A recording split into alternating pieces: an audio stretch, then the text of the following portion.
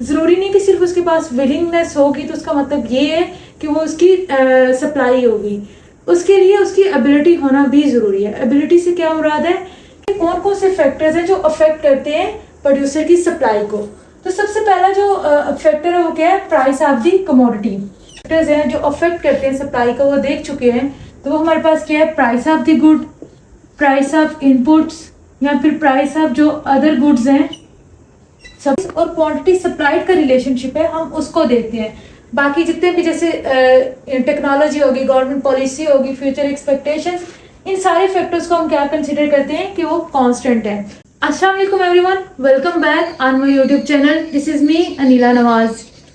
तो अपनी पिछली वीडियोस के अंदर हमने डिमांड से रिलेटेड कॉन्सेप्ट्स को डिस्कस किया था, उनको उसको डिटेल में हमने स्टडी किया था कि डिमांड क्या होती है, लॉ ऑफ डिमांड क्या है, डिमांड फंक्शन क्या होता है। इससे रिलेटेड जितने भी डिफरेंट कॉन्सेप्ट्स थे हमने उनको डिस्कस किया है डिटेल के अंदर। उसके अलावा इलास्टिसिटी ऑफ डिमांड के कॉन्सेप्ट को हमने अच्छे से पढ़ा है। तो आज की वीडियो में हम स्टार्ट करेंगे सप्लाई को। सप्लाई क्या होती है और उसके डिफरेंट जो आगे कॉन्सेप्ट्स हैं फर्दर हम उनको देखेंगे। तो आज की वीडियो के अंदर, जो आज की वीडियो की हमारी आउटलाइन है, उसमें बेसिकली क्या है कि हम सबसे पहले सप्लाई को देखेंगे कि सप्लाई क्या होती है, फिर सप्लाई और स्टॉक में डिफरेंस क्या होता है, फिर डिफरेंट जो डिटर्मिनेंट्स होंगे या फैक्टर्स होंगे सप्लाई के, वो कौन कौन से हैं, सप्लाई फंक्शन क्या होता है, और उसके अलावा लॉ ऑफ सप्लाई क्या है। तो ये जो सारे कॉन्सेप्ट्स हैं हम आज की वीडियो के अंदर इनको वन बाय वन देखेंगे। हम देखते हैं कि जो सप्लाई का बेसिक कॉन्सेप्ट है वो क्या है। तो सप्लाई के अंदर हम जो इसकी डेफिनेशन है उसको देख लेते हैं। सप्लाई बेसिकली क्या है, it refers to the quantity of a good which a firm is willing and able to offer for sale at each possible price during a given period of time. तो यहाँ पे हमारे पास जैसे हमने demand के concept के अंदर देखा, इसी तरह हमारे पास सप्लाई के कॉन्सेप्ट के अंदर क्या है, willing and ability. Willing and ability से मुराद ये है कि अगर कोई फर्म कोई अपने गुड को सेल करना चाह रही है, ज़रूरी नहीं कि सिर्फ उसके पास विलिंगनेस होगी तो उसका मतलब ये है कि वो उसकी सप्लाई होगी। उसके लिए उसकी एबिलिटी होना भी ज़रूरी है। एबिलिटी से क्या मुराद है कि अगर कोई जो सेलर है या जो भी प्रोड्यूसर है, जैसे हम जो मार्कर्स हैं इनकी एग्जांपल ले लेते हैं या वाइट बोर्ड की एग्जांपल ले लेते हैं। तो कोई वाइट बोर्ड या मार्कर का जो प्रोड्यूसर है, उसके अंदर अगर स्टॉक के पास उसके स्टॉक के अंदर 20 मार्कर्स या फिर 20 वाइट बोर्ड्स अवेलेबल होंगे, अगर वो ऑफर कर रहा है 20, तो उसका मतलब वो उसकी सप्लाई होगी। अगर या फिर ये कि उसकी स्टॉक के अंदर तो सिर्फ 10 वाइट बोर्ड या फिर मार्कर्स पड़े हुए हैं, लेकिन उसकी विलिंगनेस क्या है कि वो 20 सेल करे। जब उसके पास इतनी सप्लाई है ही नहीं तो उसकी सप्लाई कंसिडर नहीं होगी। तो सप्लाई के लिए भी हमारे पास क्या होना चाहिए, विलिंगनेस और एबिलिटी दोनों। एबिलिटी से मुराद ये कि जितनी वो चीज़ ऑफर करना चाह रहा है उसके पास वो स्टॉक में अवेलेबल भी होनी चाहिए। तो विलिंगनेस और एबिलिटी, ये हमारे पास 2 पॉइंट्स आ जाते हैं कि सप्लाई के अंदर ये 2 पॉइंट्स का होना ज़रूरी है। To offer for sale at each possible price, मतलब वो हर जो भी इसकी पॉसिबल प्राइस है उसके ऊपर उसको ऑफर कर सके। और एक गिवन पीरियड ऑफ टाइम का मतलब ये कि एक स्पेसिफिक टाइम पीरियड होगा। ये नहीं कि एक अनलिमिटेड टाइम के लिए अपनी वो गुड को सेल कर सकता है। एक स्पेसिफिक टाइम पीरियड होगा जिसके अंदर वो अपनी गुड्स को ऑफर कर सकता है फॉर सेल। मतलब सप्लाई के अंदर हमारे पास 4 बेसिक चीज़ें हैं। सबसे पहले कि प्रोड्यूसर की क्या होनी चाहिए, विलिंगनेस। जब विलिंगनेस होगी तो विलिंगनेस के बाद ज़रूरी है एबिलिटी। एबिलिटी से मुराद ये कि जो चीज़ वो सेल करना चाह रहा है वो उसके पास उतनी ही क्वांटिटी में जितनी वो सेल करना चाह रहा है वो स्टॉक के अंदर भी अवेलेबल होनी चाहिए। उतनी क्वांटिटी अगर उसकी स्टॉक के अंदर अवेलेबल नहीं होगी तो इसका मतलब वो उसकी सप्लाई कंसीडर नहीं होगी। उसके बाद क्या है कि ईच पॉसिबल प्राइस के ऊपर जितनी भी उस गुड की प्राइस पॉसिबल है मार्केट के अंदर, उसके ऊपर उसको सेल करने की उसकी विलिंगनेस होनी। तो उसके बाद क्या होना चाहिए, एक स्पेसिफिक गिवन जो टाइम पीरियड है उसी के अंदर वो उसको अपनी गुड को क्या कर सकता है, सेल कर सकता है। तो हमारे पास ये जो है ये बेसिक कॉन्सेप्ट है सप्लाई का। तो सप्लाई के अंदर क्या हमारे माइंड में क्वेश्चन नेक्स्ट आता है कि क्या हमारे पास सिर्फ क्योंकि हमने यहाँ पे देखा आप फर्म, तो क्या मार्केट के अंदर सिर्फ एक ही फर्म है जो मतलब किसी भी गुड को ऑफर करेगी। तो इसमें हमारे पास 2 कॉन्सेप्ट आ जाते हैं, इंडिविजुअल सप्लाई और मार्केट सप्लाई का। तो जो हमारे पास इंडिविजुअल सप्लाई है, इंडिविजुअल सप्लाई से मुराद ये है हमारी कि जो भी एक इंडिविजुअल फर्म या एक इंडिविजुअल प्रोड्यूसर किसी भी गुड को ऑफर करेगा या सेल करेगा तो उसे हम क्या कहेंगे, इंडिविजुअल सप्लाई। तो जो हमारे पास मार्केट सप्लाई होगी, मार्केट सप्लाई से मुराद ये होगा कि किसी भी मार्केट के अंदर जो मल्टीपल सेलर्स होंगे किसी भी गुड के, मोर देन वन जो फर्म या फिर प्रोड्यूसर होगा उसे हम क्या कहेंगे, मार्केट सप्लाई। तो हमारे पास सप्लाई की दो टाइप्स आ गई हैं, इंडिविजुअल सप्लाई और मार्केट सप्लाई।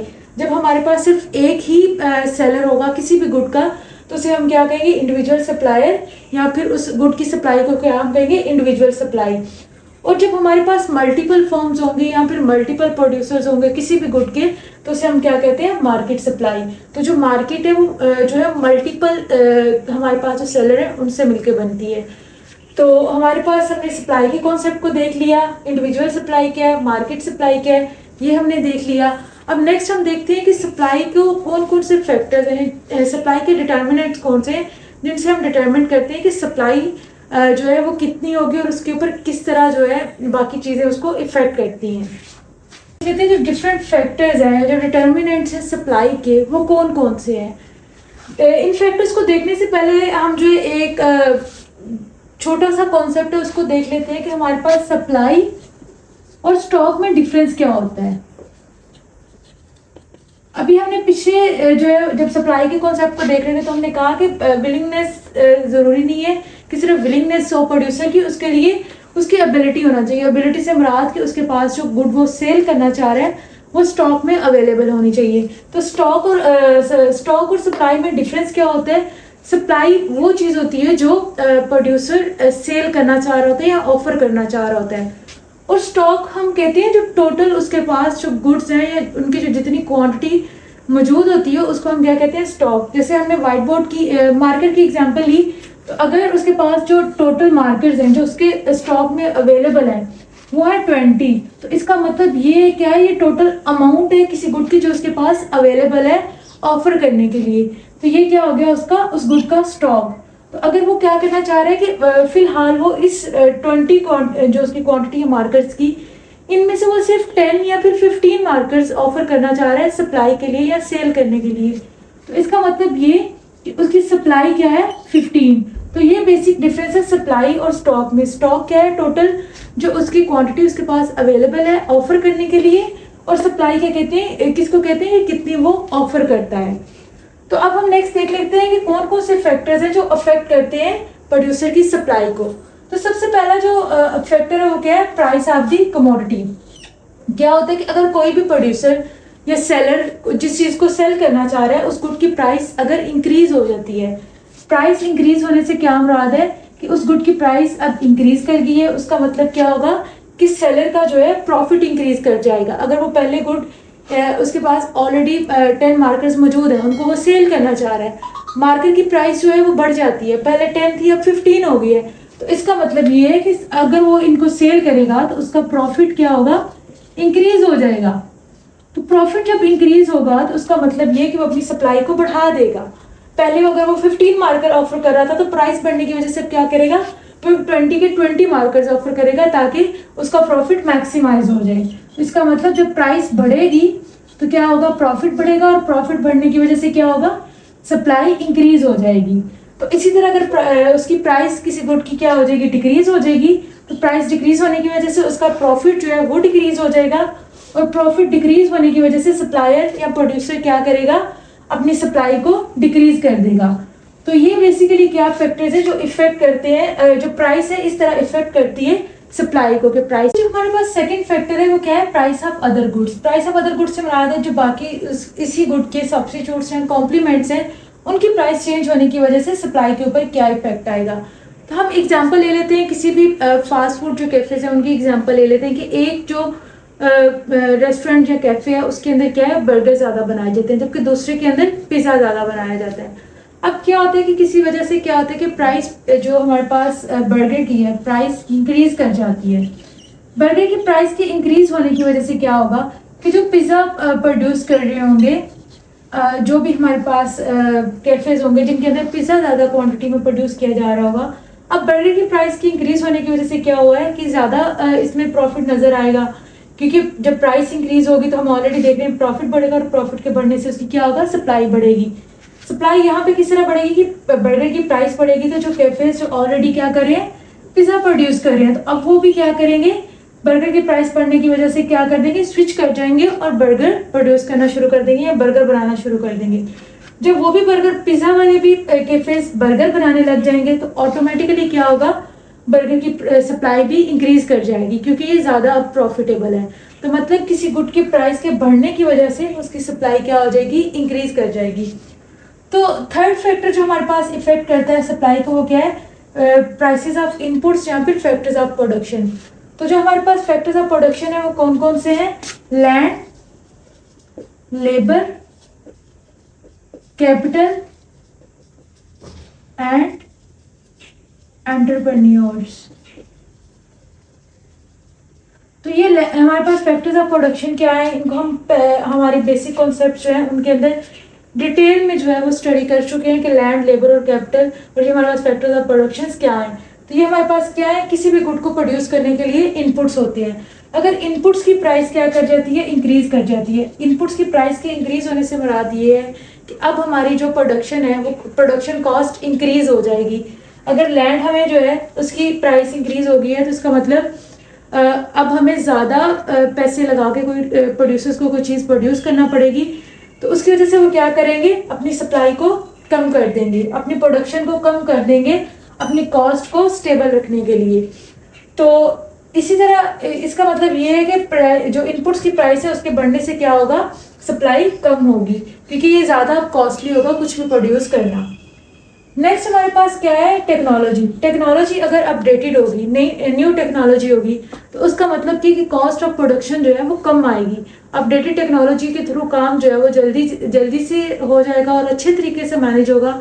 तो उसका मतलब ये होगा कि हमारी जो सप्लाई है वो इंक्रीज करेगी, कम टाइम के अंदर ज़्यादा चीज़ें प्रोड्यूस होंगी अपडेटेड टेक्नोलॉजी के थ्रू। और अगर टेक्नोलॉजी क्या होगी, आउटडेटेड होगी, मतलब ओल्ड टेक्नोलॉजी हमारे पास क्या होगी, आउटडेटेड। आउटडेटेड टेक्नोलॉजी का क्या मतलब है, एडवांस नहीं होगी।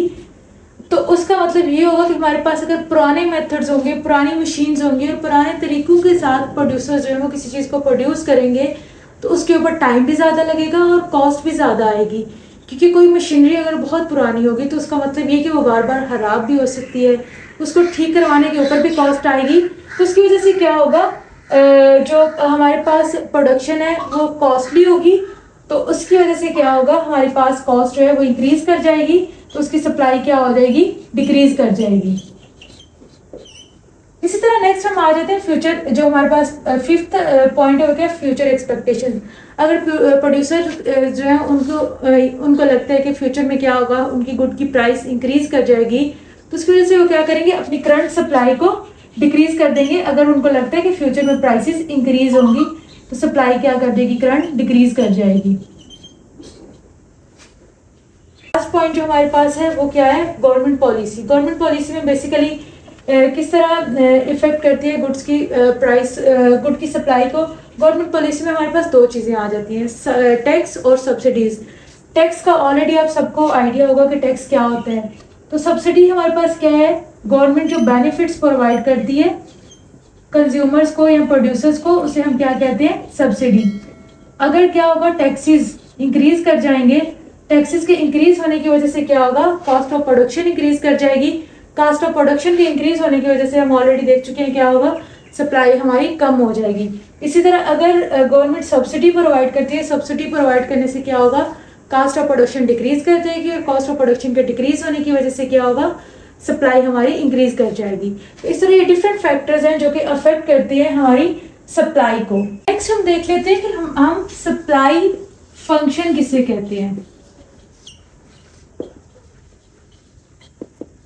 जैसे कि इसके नाम से जाहिर है कि सप्लाई फंक्शन क्या होता है, कि सप्लाई किन किन चीज़ों का फंक्शन है या किस किस चीज़ पे डिपेंड करती है, कौन कौन से फैक्टर्स के ऊपर। तो उसे हम क्या कहते हैं, सप्लाई। अब किसी भी गुड, कोई भी हमारे पास एक्स वाई जी गुड है, उसकी सप्लाई किस किस पे इफेक्ट करेगी। तो जो हमारे पास सप्लाई है, कोई भी हमारे पास गुड है, एक्स होगी, वाई जी, तो उसकी किस किस पे डिपेंड करेगी, वो किस किस का फंक्शन होगी।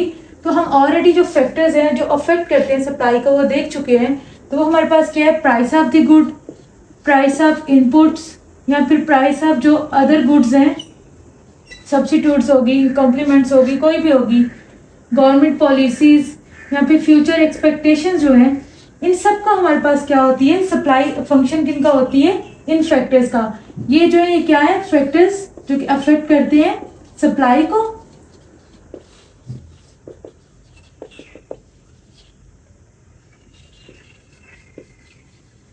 और ये हमारे पास क्या है, सप्लाई ऑफ द गुड,